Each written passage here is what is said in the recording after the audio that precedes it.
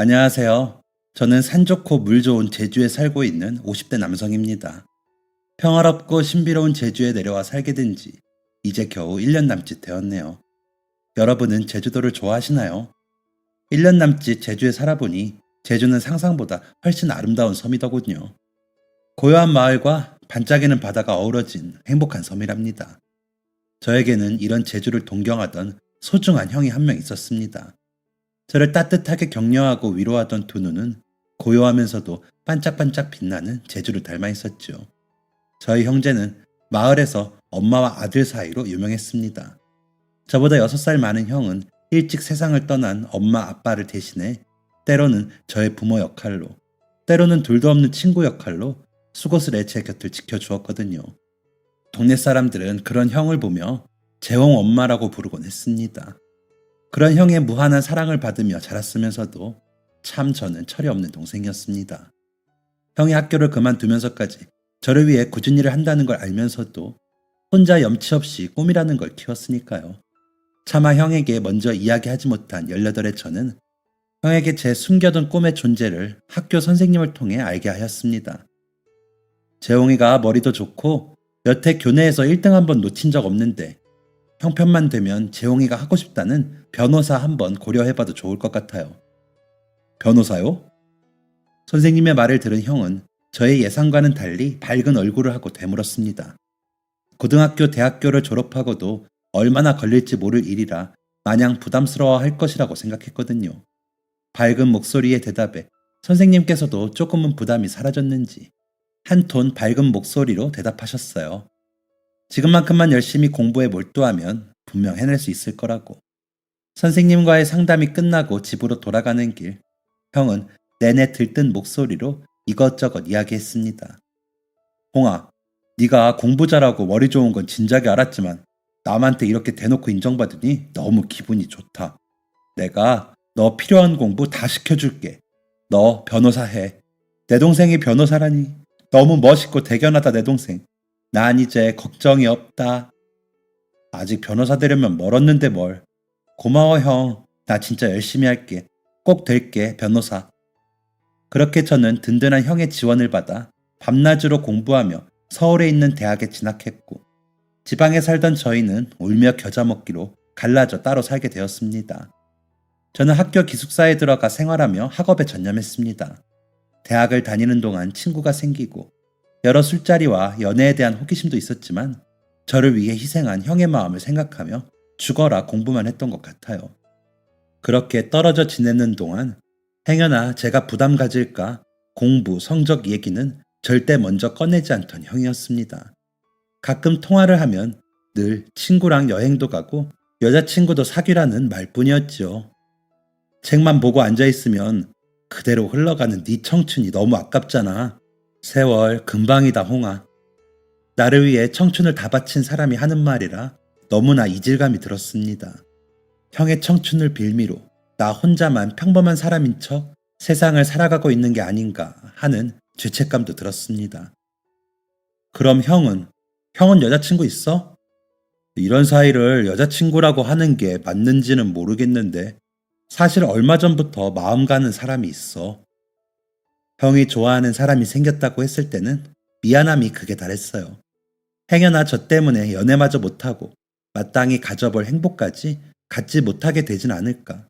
저의 염려가 하늘에 닿은 것인지 형은 3개월 후 처음 보는 수줍은 얼굴을 하고서 저를 찾아왔습니다. 형수될 분과 함께요. 선한 눈매와 웃을 때 동그랗게 보이는 치아가 저희 형과 많이 닮은 분이었습니다. 형은 고향에서 택배 일을 하고 있었습니다. 그때 당시 택배 일이라는 게 밥 먹을 시간도 없이 바짝 배송해야 돈을 벌 수 있는 시스템이었기 때문에 연애 생각은 전혀 없었다고. 그런데 배송을 하던 동네에서 형수를 처음 만나게 되었다고 하더군요. 형이 며칠 동안 몸이 안 좋아 밤잠을 설치고 일하던 날 물류칸에서 잠깐 짐을 내리는 사이 세워두었던 손수레가 내리막길로 내려가고 있었다고 합니다. 형이 그걸 눈치채고 뛰어왔을 때는 이미 손수레에 쌓아두었던 택배들이 이리저리 바닥에 나뒹굴고 있었다네요. 네, 그리고 그때 마침 그 옆을 걸어가던 형수님이 멍하니 서 있는 형을 지나쳐 택배들을 줍기 시작했다 합니다. 고마워 어쩔 줄 모르는 형에게 들고 있던 비닐봉지에서 꺼낸 김밥 한 줄을 주더라네 형수. 밥도 못 먹고 일하시지요?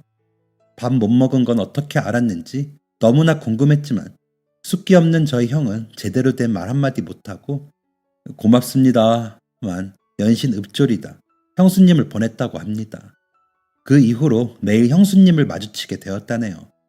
쭈뼛거리며 어색하게 인사만 주고받던 어느 날 형이 음료수를 하나 사서 형수님에게 고맙다고 용기 내 말하자 예전에 아버지께서 잠시 택배 일을 했었다며 그래서 사정을 알아 용기 내봤다고 내일은 도시락 싸올 테니까 같이 먹겠냐고 작은 용기로 큰 용기를 얻었다며 자랑하듯 웃음기 어린 얼굴로 이야기하더군요. 행복한 형의 모습을 보고 있으니 저까지 덩달아 마음 깊숙이 행복함이 벅차올랐습니다. 그렇게 형은 결혼을 하게 되었고 결혼식이 있기 전날 밤 오랜만에 형을 만나러 고향으로 내려갔습니다. 그때가 9월 요맘때였으니 밤 공기가 선선해서 동네 슈퍼 앞 평상에 앉아 맥주를 마시기 좋았어요. 지난번 만났을 때보다 훨씬 더 얼굴이 좋아진 형을 보며 앞으로 머나먼 인생의 여정을 함께 걸어갈 그들의 시작을 속으로 응원했습니다. 얼른 사법시험에 합격해 형으로부터 완전한 독립을 하는 것이 제가 제 자신에게 준 첫 번째 임무였습니다. 다시 한번 제 자신을 채찍질했어요. 뼛속 깊이 져버린 형에 대한 빚은 평생토록 갚아도 모자라니까요. 불규칙적으로 깜빡거리는 가로등 등불 밑에 나란히 앉아 맥주를 마시고 있으니 슈퍼 사장님이 자두 몇 알을 내어주셨습니다. 콩만한 게 언제 이리 커서 술을 먹고 있어 그래? 빈속에 먹지 말고 이거라도 먹어. 아유 잘 먹겠습니다 어르신. 자두가 끝물이라 맛이 있는 건지 모르겠어. 그래 변호사는 된 거요? 아유 어르신 홍이 아직 학생이에요. 아이고 내 정신 좀 봐라. 그래 항상 몸 조심하고 밥 잘 챙겨 먹고 착하게 살아. 변호사 되면 꼭 내려와. 네, 이 동네 양반들 싹 다 모아 잔치 해줄라니까. 진짜지요? 저 시험 합격하면 바로 잔치 열어주시는 거죠? 그럼 후딱 내려와. 제 길이 이놈하고 은옥이하고는 여기서 잘 지내고 있으니까 시험인지 뭔지 골치 아픈 거 후딱 해치워버리고 내려와서 밥이나 만나게 먹어. 아이고 홍이 왔구나. 콩알만 하던 게 언제 이리 커서 그 먼 서울에 혼자 덩그러니 떨어져서는. 아유 당신 애들 먹는데 방해하지 말고 얼른 들어와요. 두 분도 여전히 변함없으시다. 그치 홍아. 바쁘고 정신없이 산다 해도 멈춰서서 보면 세상은 참 한결같을 때가 있어. 그게 정말 큰 위로가 돼. 너도 공부하다 힘들면 잠시 멈추기도 하고 그래. 너무 쫓아갈 필요 없어. 나 하나도 안 힘들어. 빨리 시험 합격하고 싶어. 나 시험 합격하면 우리 뭐 할까? 형은 하고 싶은 거 없어? 너 시험 합격하면 제일 먼저 너 없고 동네 한 바퀴 돌아야지.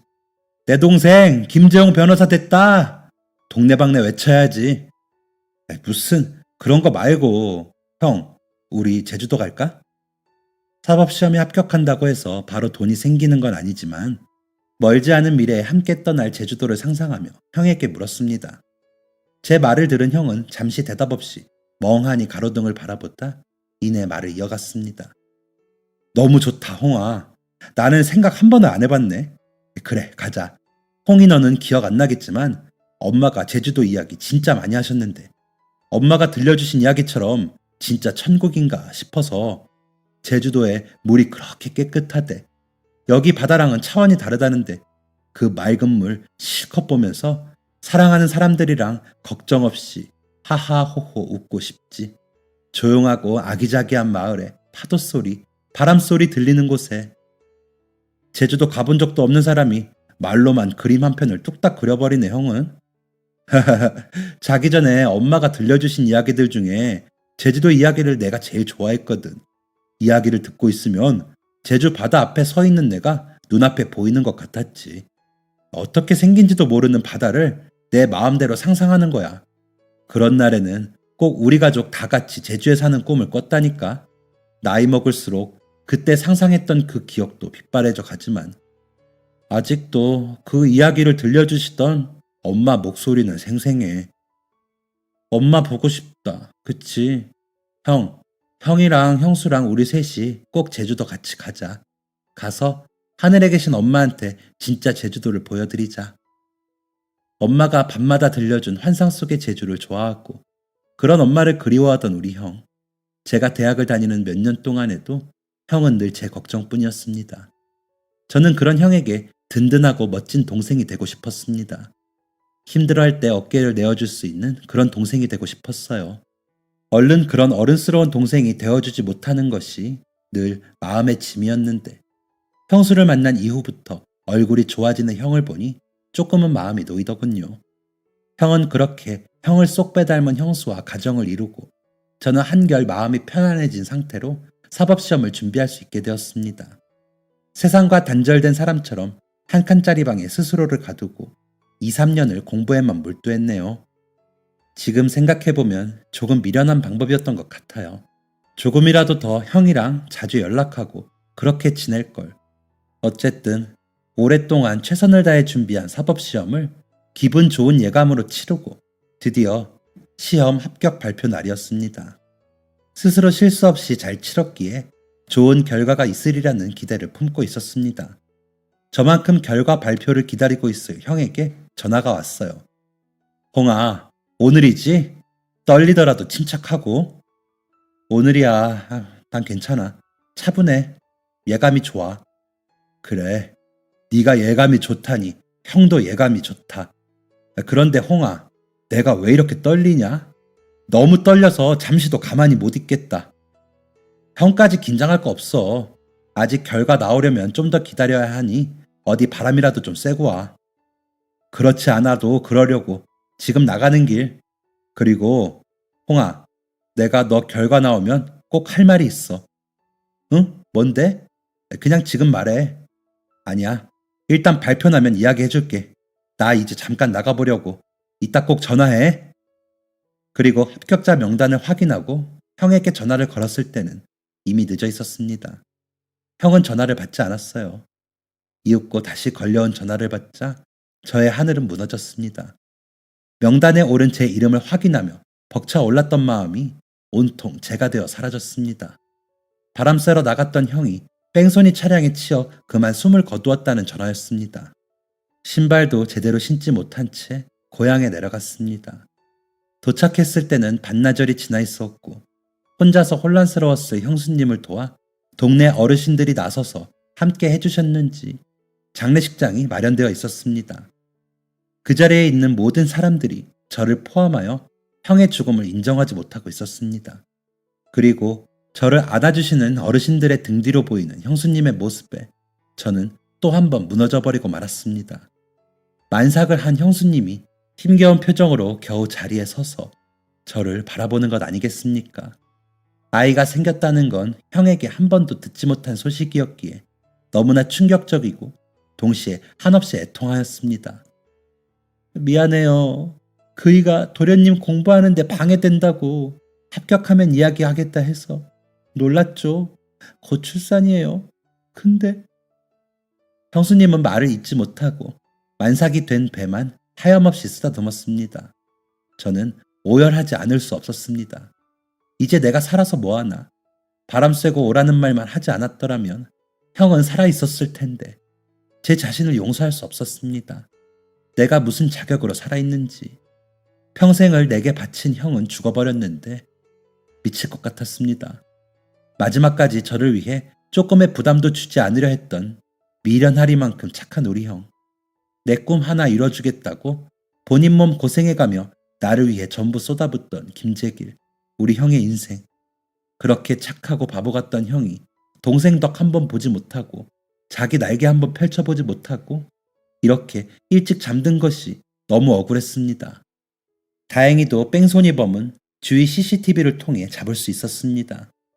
형을 그렇게 만든 나쁜 인간이 멀쩡히 숨을 쉬고 살아간다는 게 화가 나 미칠 지경이었지만 형이 당한 만큼 똑같이 돌려주고 싶었지만 형수님과 뱃속의 아이를 생각하면 그렇게 할 수도 없더군요.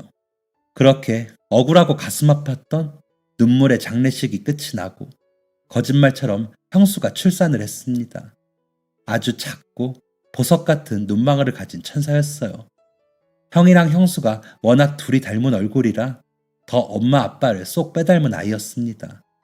그 아이의 얼굴을 보고 있으니, 조그마한 손에 달린 말도 안 되게 신비로운 5손가락을 보고 있으니, 아직은 곁에 없는 게 실감나지 않는 형의 얼굴이 자꾸만 겹쳐 보였습니다. 너무 고생 많으셨어요, 형수님. 몸은 괜찮으세요? 저는 괜찮아요. 우리 아기 예쁘죠? 네, 정말 형이랑 형수님 둘 다 쏙 빼닮았어요. 어쩜 이리 신기한지 모르겠어요. 그쵸. 재길 씨도 보면 분명 좋아했을 거예요. 그쵸? 그럼요. 지금도 하늘에서 보고 있을 거예요. 우리 아기 이름 지호예요. 마음이 행복한 아이라는 뜻이에요. 지호. 너무 예쁜 이름이네요. 지호야, 삼촌 목소리 들려? 마음이 행복한 아이라는 뜻이라니. 왠지 모르게 눈물이 왈칵 쏟아져 나오려는 것을 간신히 참았습니다. 지금 누구보다 마음이 힘든 사람은 형수님일 테니까요. 너무 큰 죄책감과 슬픔이 가슴을 깊게 후벼 팠습니다. 아이가 꼬물거리는 것을 바라보면서도 제 가슴은 커다란 구멍이 난 것처럼 이루 말할 수 없는 심정이었어요. 아이를 하염없이 바라보는 형수님의 눈가에도 눈물이 맺혀 있었습니다. 사실 형수를 배웠을 때 이미 많이 울었던 건지 퉁퉁 부은 눈을 애써 모른 척 했거든요. 어느 누가 마음을 단단히 가다듬을 수 있을까요? 지호와 인사를 나눌 시간이 되어 병원 로비로 나와 형수와 자리에 앉았습니다. 그제야 부은 눈을 힘겹게 뜨고 저를 바라보더라고요. 말로 표현할 수 없는 미안함이 결국 눈물이 되어 흘렀습니다. 다독이는 말 대신 형수님의 눈에서도 눈물이 흐르고 저희는 말없이 한참을 울면서 서로의 곁을 지킬 수밖에 없었습니다. 한참 시간이 흐르고 형수님이 먼저 화제를 돌리려는 듯 이야기를 꺼냈어요. 지금 생각해보면 그 순간마저 저는 먼저 말 한마디 못한 채 멍청이처럼 굴었네요.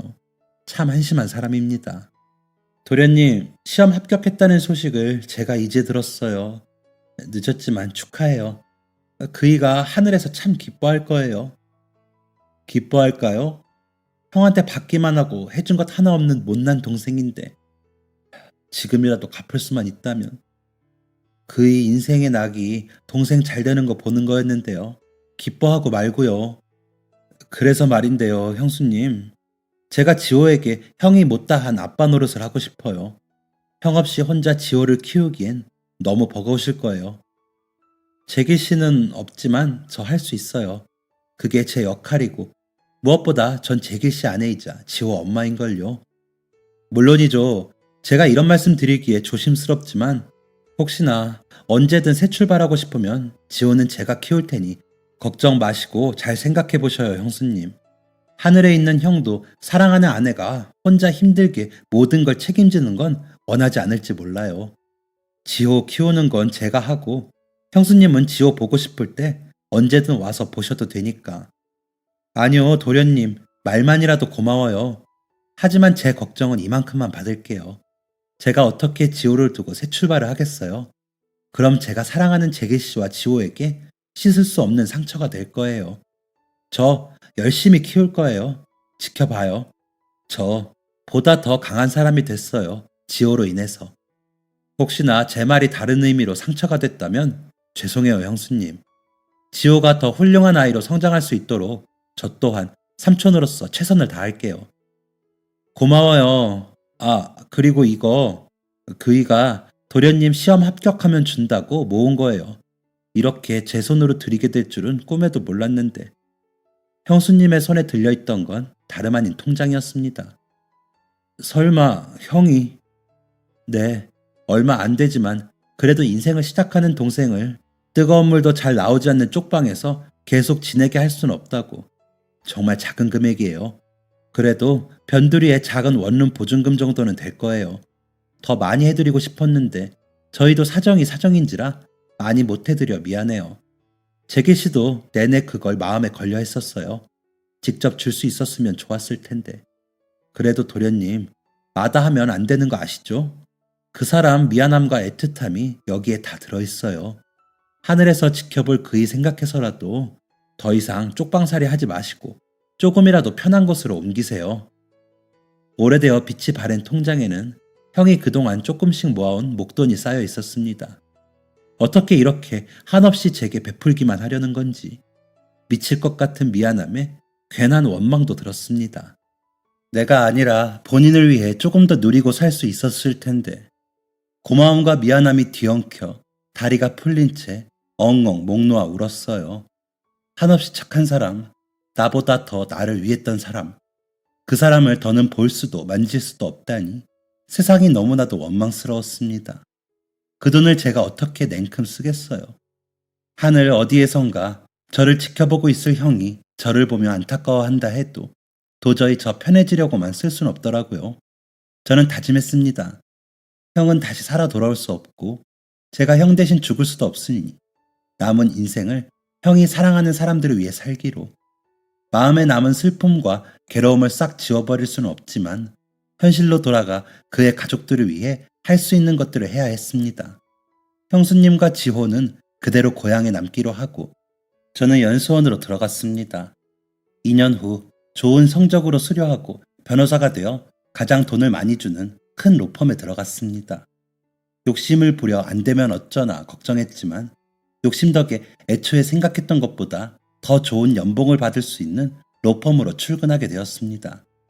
저는 저에게 좋은 일이 생길 때마다 하늘에 간 형이 도와주고 있다는 느낌을 받았습니다. 첫 사건을 수임하고 첫 급여를 받으면서도 형 생각을 단 한순간도 놓지 않았습니다. 첫 월급을 받았던 날, 저는 돈 봉투를 가지고 바로 고향에 내려갔습니다. 그 사이 지호는 쑥 커져 있었습니다. 형수는 어찌 전보다 더 야위어 있었지요. 오는 길이 고단하셨지요. 우리 지호는 벌써 이만큼 컸어요.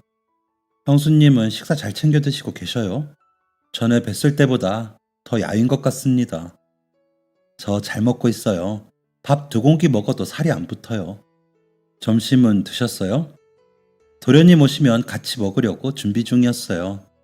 아니, 일부러 식사 시간 피해왔는데 안 드시고 계실 줄 몰랐어요.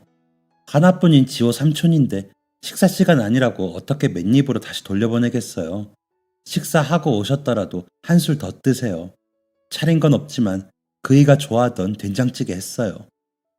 된장찌개면 배 불러도 안 먹을 수가 없지요. 그래도 형수님, 다음부터는 저 온다고 밥까지 안 차려주셔도 돼요. 지호 보러 한 달에 한 번, 못해도 2달에 한 번씩은 올 건데 그때마다 저 때문에 부엌 일 하시게 할 순 없어요. 다음에 올 때는 저기 밖에서 봐요. 제가 맛있는 거 사드릴게요. 제 말에 형수님은 처음 보는 표정으로 저를 빤히 바라봤습니다. 참 신기하네요. 제길 씨만 착한 줄 알았는데 도련님도 마음이 참 닮았어요. 이렇게 보니 참. 그래도 저 가끔은 직접 지은 밥 대접해도 되죠. 제길 씨 살아 생전에 제가 밥한다고 부엌에 있으면 제발 앉아서 기다리라 해도 기어코 옆에 서서 같이 거들곤 했거든요. 그래서 아직 부엌에 있을 때마다 그게 생생한데 오늘 도련님 먹이러 그이 좋아하던 된장찌개 하고 있으니까 마치 예전처럼 옆에 있는 것 같아서. 아직 많이 힘드시죠? 사실 저도 실감이 안 나요. 형한테 전화하면 몇 초 안 가서 응 홍아 하고 받을 것 같고. 저도 그래서 부엌에 들어서면 괜히 뒤를 돌아봤어요. 곧 이리로 올 것 같아서. 그게 처음에는 마냥 슬프고 힘들기만 했거든요. 근데 이제는 울다가도 괜히 옆에 있는 것 같고 그래요. 그 사람이 있었던 장소에 온기가 느껴지는 것 같고 그래요. 오지 않는다는 걸 알게 됐으니 온기만으로 고맙고 그래요. 형수님이 해준 된장찌개는 정말 맛있었습니다. 형수님 말대로 형이 있었던 장소에 온기가 느껴지는 것 같은 그런 맛이었어요. 식사를 마치고 자고 있는 지호 곁에 앉아 한참 구석구석을 뜯어보았습니다. 단지 바라보기만 하는 것뿐인데도 시간이 정말 빨리 가더라고요. 곧 서울로 올라가야 할 시간이 되어 챙겨온 돈 봉투를 형수 몰래 지호 옆에 두었습니다. 그냥 드리면 한사코 거절할 모습이 눈에 훤해서 돌아나와 버스를 타려는 저를 형수가 붙잡아 봉투를 쥐어줬습니다. 설마 그새 발견한 건가 싶어 열어보니 봉투 속에는 형의 사진들이 가득하더군요. 형제가 사이가 좋아도 같이 찍은 사진은 없더라고요. 연애할 때 도련님 궁금해서 보여달라 하면 어릴 때 사진 몇 장 보여주고 하더니 형이 동생 사진 없으면 동생도 형 사진 없지 않을까 싶어서 제가 가진 재길씨 사진 몇 장 인화했어요. 재길씨 보고 싶을 때 들여다볼 사진 없지요? 생각해보니 정말로 어릴 때 말고는 형이랑 사진 한 장 찍은 적이 없더군요. 형수는 어떻게 이런 생각을 한 건지. 사진 속 형의 모습은 마치 얼마 전 만났던 그날처럼 선명했고 세심함이 깃든 그런 형수의 선물이 참으로 고마웠습니다. 서울로 올라가는 버스 안 형수에게 전화가 왔습니다. 도련님, 지호 옆에 두신 돈 저 안 받을게요. 못 받아요. 어떤 마음으로 일해 번 돈인데 이걸 제가 받아요. 이러지 마세요. 역시나 두고 온 봉투를 발견하고 놀라서 전화한 것이었습니다. 어떻게 하면 왜곡 없이 저의 진심을 말로써 전달할 수 있을까? 오늘 고향으로 내려가기 전부터 수없이 고민했었습니다. 처음 취직했을 때부터 계획한 일이었지만 받는 입장에서 부담스러울 것이 분명했기에 곁들일 말을 준비하는 게 쉽지 않았습니다. 저의 망설임이 통화 너머로 전해진 것일까요? 형수가 다시 짧은 침묵을 깨고 물먹은 목소리로 말을 이어갔습니다. 무슨 말을 하려고 망설이고 계세요? 재길 씨한테 갚아야 할 마음의 빚은 알지만 첫 월급 받자마자 이렇게 큰 돈을 저한테 먼저 주시면 어떡해요? 도련님 혼자 결혼할 준비, 앞으로 살아갈 준비만 해도 벅찬데 이렇게 짐이 되고 싶지 않아요. 형수님, 짐이라뇨.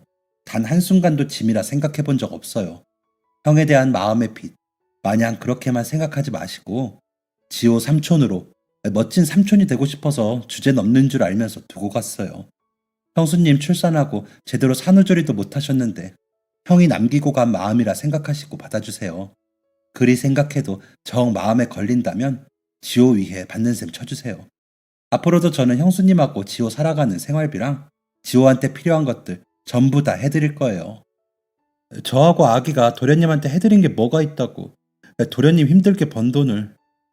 형수님, 이런 말까지는 안 드리려 했는데 너무 걱정하시니 말씀드리자면 저 돈 잘 벌어요. 저 그냥 직장인 아니에요. 뭐하러 형 고생시키면서까지 무리하게 욕심내서 공부했겠어요? 사람들 앞에서 말하면 다 어딘지 알 정도로 유명한 로펌에서 일하고 있어요. 앞으로 저는 계속 연봉 오를 거고 그 돈 저 혼자 다 못 써요. 자랑은 아니지만 저 그래도 머리 좋잖아요. 앞으로 제 인생도 저답게 잘 꾸려나갈 테니 염려 마시고 편하게 받아주세요. 그리고 가장 중요한 건 형이 죽지 않고 살아있었어도 저는 이렇게 할 거였어요. 그러려고 변호사 된 거예요. 전화기 너머로 형수님의 훌쩍이는 소리만 들려왔습니다. 너무 강압적으로 이야기한 건 아닌가 마음 한편이 걸렸지만 그렇게 해서라도 형수님이 더는 미안함을 느끼지 않기만을 바랐습니다. 그 후로도 신입 변호사로서의 바쁜 나날들이 이어졌지만 한 달에 한 번 꼭 고향에 내려가 형수 힘든 것은 없는지 확인하고 지호가 커가는 것도 보살피며 가족으로서 할 수 있는 것들을 차곡차곡 해나가고 있었지요. 지호는 하루가 멀다 하고 쑥쑥 성장했습니다. 지호가 초등학교에 입학하던 날 저는 형에게 받은 통장에 제 여윳돈을 보태어 지호 이름의 통장을 개설했습니다. 이 돈을 꼭 써야 한다면 지독히 가족을 위해서만 살아온 형을 위해 그의 가족을 위해 쓰고 싶었습니다. 오래되어 낡아버린 통장이 아닌 새 옷을 입은 그의 피와 땀이 묻은 돈. 못난 삼촌으로 인해 아빠를 잃은 불쌍한 조카에게 가야 마땅한 돈이라고 생각했습니다. 통장을 형수에게 준다면 또 한사코 거절하시리라. 그럴 수 없다며 울상을 지으리라 생각이 들어 제가 가지고 있을까 고민도 했지만 조금 불편한 마음이더라도 받아놓으면 제가 없을 때 지호와 가정을 위해 지혜로이 잘 활용할 형수님인 걸 알기에 다시 한번 용기를 내어 고향으로 향했어요. 제가 도착하자 지호가 버선발로 뛰어나와 저를 반겼습니다. 삼촌, 왜 이렇게 늦게 왔어요? 지호야, 삼촌 보고 싶었어? 네, 민지한테 우리 삼촌 변호사라고 하니까 자꾸 거짓말이라고 해서 삼촌 오시는 것만 기다렸어요. 민지? 민지가 누군데? 도련님 오셨어요. 피곤하시죠? 삼촌 피곤하신데 지호 이리 와. 아니에요. 저 지호랑 놀아주려고 어제 실컷 자다 와서 하나도 안 피곤해요. 근데 민지가 누구예요? 민지? 아, 지호 여자친구예요. 지호야, 민지 어디가 좋아? 아직 여자친구 아니야. 민지 좀 예뻐요. 삼촌, 이따 민지한테 변호사 삼촌 있다고 보여줄래요. 키는 콩만한 게 벌써 학교에 들어가 여자친구를 사귀고 저와 형수에게 또박또박 야무지게 말하는 모습을 보니 절로 웃음이 나왔습니다. 이래서 눈에 넣어도 안 아픈 게 자식이다라는 말이 있나 봅니다. 지호, 민지가 좋아, 삼촌이 좋아? 아이, 삼촌은 삼촌이고요. 이 자식, 삼촌 서운한데? 삼촌은 여자친구 없어요? 지호 녀석의 돌발 질문이었습니다. 당황한 저는 형수님 눈치부터 살피게 되더군요. 눈이 마주친 형수가 눈을 동그랗게 웃어 보였습니다. 삼촌도 지호처럼 멋진 남자인데 당연히 여자친구가 있지. 엄청 예쁠걸. 그쵸 도련님? 그래도 민지보단 안 예쁠걸. 그럼 삼촌도 결혼하고 그럴 거예요? 지호 녀석이 뾰로통한 표정으로 투정을 부렸습니다. 조그만 입술을 내밀고 있는 그 녀석이 얼마나 귀여운지.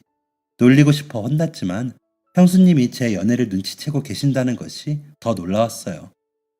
형수님, 다음에 올 때 여자친구랑 같이 올게요. 곧 결혼할까 싶어요. 어머, 정말이에요? 너무 잘 됐다. 축하해요. 얼른 데려와요. 맛있는 거 잔뜩 해줄게요. 형수님이 저희 형 대신이니 잘 부탁드려요.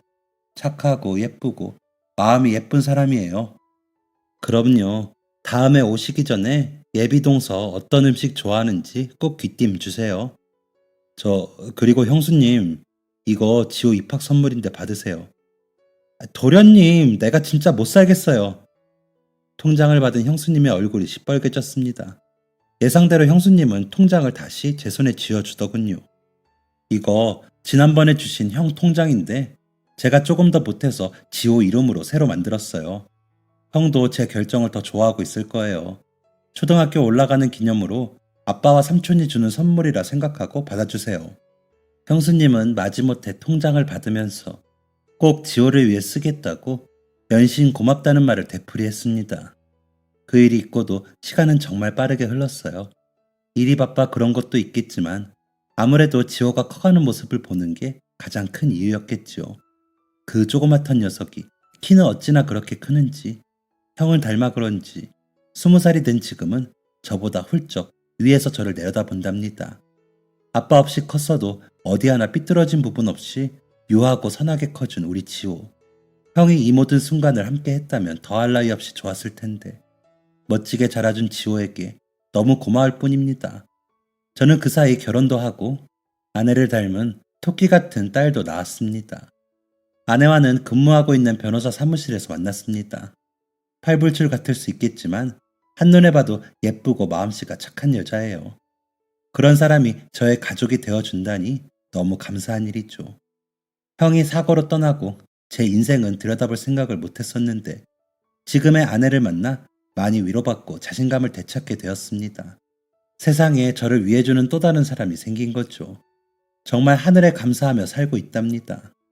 아, 그리고 지금은요. 그런 지호와 형수님과 함께 제주에 내려와 지내고 있습니다. 사실 제주도는 형이 살아있을 때부터 형이 참 동경했던 섬이지만 제주에 살아보려는 생각은 한 번도 해본 적이 없었어요. 제주는 아름다운 관광지일 뿐 삶의 울타리밖에 환상이라 생각했습니다. 그러던 어느 날 셋이 모여 함께 식사를 하는 자리에서 제주도 이야기가 나왔습니다. 지호가 아마 고등학교 2학년쯤 되었을 때일 거예요. 학교에서 수학여행을 제주도로 간다더군요. 제주도 그 세 글자를 들으니 반사적으로 형이 떠올랐습니다. 그리고 그건 형수님도 마찬가지였나 봅니다. 지호의 이야기가 끝나기를 가만히 기다리던 형수님이 이런 이야기를 하더라고요. 아빠가 제주도를 참 좋아했는데 우리 지호가 아빠보다 먼저 가보겠네. 아빠가 제주도를 좋아했어? 아빠가 엄마랑 연애할 때부터 제주도를 참 좋아했어. 아빠가 해주는 이야기 듣고 있으면 눈을 감아도 눈앞에 제주도가 보였다니까. 근데 왜 한 번도 못 가본 거야? 그때 지호 아빠는 우리 지호 다 커서 어른 되면 그때 같이 제주도 가서 살고 싶어 했어. 그래서 우리 지호가 얼른 엄마 뱃속에서 나와서 아빠만큼 키가 커주기를 기다렸지. 지호 아빠는 엄마가 한눈에 반할 정도로 착해서 세상에 아무 욕심도 낼 줄 모르고 바보처럼 평생 소원이 그거 하나뿐이었어. 나 이제 아빠만큼 컸으니까 아빠는 지금 제주도에 가 있을지 몰라. 내가 먼저 가는 게 아닐지도 몰라, 엄마. 내가 이만큼 큰 걸 보고 아빠가 먼저 가서 기다리고 있을 거야. 얼른 내가 어른 돼서 우리 같이 제주도 가자. 아빠 보러. 지호의 말을 듣고 머리가 멍해졌습니다. 다 커버린 18 남자아이 입에서 이토록 예쁜 말이 나오다니요. 형수님도 지호의 말을 듣고 놀랐는지 선뜻 대답하지 못하고 지호의 어깨를 쓰다듬기만 하더군요. 형이 가정을 꾸리고 처음이자 마지막으로 가진 소원이 제주에서 사는 것이었다니. 어릴 때부터 제주도를 좋아했던 형이 과연 형다운 소원을 품고 살았구나 하는 생각이 들었습니다. 참 한결같이 둥근 사람이 아닐 수 없었습니다. 자신의 청춘을 동생의 꿈을 위해 바치고 자신의 꿈은 한참 뒤에서야 품었던 사람. 그 못다 이룬 꿈을 이루어주고 싶었습니다. 형이 가족과 함께 제주에서 사는 꿈이요. 지호야, 아빠 꿈 이뤄주러 제주에 살아볼까? 제 말에 두 사람 모두 놀란 눈을 하고 저를 바라보았습니다. 그 모습이 형과 똑같아서 마치 김재길 2명이 저를 쳐다보는 것처럼 느껴지더군요. 형이 없어도 형이 곁에 있는 느낌. 이 느낌이 말로 표현 안 되게 위로가 되어 이토록 함께하고 싶은 거겠죠. 제주도로 이사를 한다는 것이 형수님뿐만 아니라 이제 막 고등학교를 졸업할 지호에게도 큰 고민거리였을 텐데도 그 녀석은 흔쾌히 좋다고 하더군요. 쓸쓸하고 외로울 아빠에게 얼른 제주도를 보여주고 싶다고요. 덩치 큰 녀석이 눈물을 머금고 하는 말에 형수님도 저도 더 할 수 있는 말이 없었습니다. 삼촌도 같이 제주도에 살면 안 돼요? 삼촌? 삼촌은 회사도 서울에 있고 작은 엄마랑 다은이도 있어서 힘들 것 같아. 그래도 자주 놀러 갈게. 형의 약속을 늦게나마 지키게 해줄 수 있다는 생각에 저는 들뜬 마음으로 제주에 집을 구했습니다. 반짝이는 바다가 보이는 고요한 마을에 있는 집입니다. 지호가 수능도 봐야 했고 20살이 될 때까지 기다리기로 했지요. 그동안 저는 서울과 제주를 왕복하며 두 사람이 지내기에 불편함이 없도록 하나 둘 준비해 두었습니다. 그리고 대망의 지호의 20살. 우리는 함께 제주로 내려갔습니다. 형의 유골함도 함께요. 제주 집에 도착해 가장 바다가 잘 보이는 자리에 유골함을 내려두고 저희 셋은 한참을 바라보았습니다. 아빠, 제주 바다 진짜 예쁘다. 그치? 꽤 어른스러워진 지호가 먼저 입을 열었고 지호가 크는 동안 한 번도 눈물을 보이지 않던 형수가 소리도 내지 못하고 가슴을 치며 주저앉았습니다. 눈물 범벅이 된 엄마에게 어른이 된 지호가 품을 내어주었고 저는 그 자리에 서서 그제야 형에게 마음속으로 이야기했어요. 형이 꿈꾸던 것 이제야 지킬 수 있게 되었어. 형이 평생 꿈꾸던 한 가지 소원, 그리고 형수에게 했던 약속, 내가 형을 대신해서 이렇게나마 지킬 수 있게 된 건 전부 형 덕분인 거 알지? 나한텐 형이 세상 최고의 어른이었고 세상 최고의 친구였고 가족이었어. 아직까지도 살면서 누구한테 받았던 사랑보다 형의 사랑이 가장 크고 따뜻해. 이렇게 제주를 사랑하게 해줘서 고마워. 나한테 사랑을 가르쳐줘서 진심으로 존경하고 감사해. 부디 이곳에서는 힘들고 괴로운 일 없이 형수님이랑 지호랑 잘 지내. 자주 놀러 올게. 창밖에 지는 제주의 뜨거운 태양을 보고 있으니 반짝이는 바다와 만나 한 폭의 그림을 보고 있는 듯 했습니다. 더할 나위 없이 행복한 세 사람을 보고 있으니 저도 집에 있는 아내와 딸이 생각나기도 했고요. 그리고 저는 그로부터 3년 후인 지금 제주도에 내려와 살고 있습니다. 아내와 딸을 설득하는 데 조금 시간이 걸렸지만 제주에 내려와 저보다 더 행복해하는 두 사람을 보면서 저도 행복을 느낍니다. 서울만큼 좋은 로펌은 아니지만 좋은 일을 하는 로펌에 들어와 변호 일도 계속하고 있고요. 지호와 다은이는 서로에게 좋은 남매가, 형수님과 저의 아내는 좋은 자매가, 또 저와 형은 여전히 우애 깊은 형제로 살아가는 이 제주가 너무 좋습니다. 앞으로 이 아름다운 섬 제주에서 어려운 사람들을 위해 끝없이 변호하고 도우면서 살아보려고요. 세상에 영원한 것은 없지만 반짝이는 행복들을 오래오래 함께하고 싶습니다. 사랑하는 형 김재길, 동생 김재홍이 너무너무 보고 싶다고, 사랑한다고 오늘도 제주바다에 힘껏 외쳐봅니다. 여러분, 저는 사랑해도 더 이상 눈을 마주하며 이야기하지 못합니다. 여러분은 곁에 있을 때 꼭 사랑한다고 자주 말해두세요. 그 사람의 이야기가 담긴 반짝이는 눈동자를 바라보면서요. 저의 긴 이야기가 어떠셨는지 모르겠네요. 들어주셔서 감사합니다. 항상 행복하세요. 지금까지 사연 들어주셔서 감사합니다. 사연이 재밌으셨다면 구독과 좋아요를 눌러주세요. 감사합니다. 안녕히 계세요.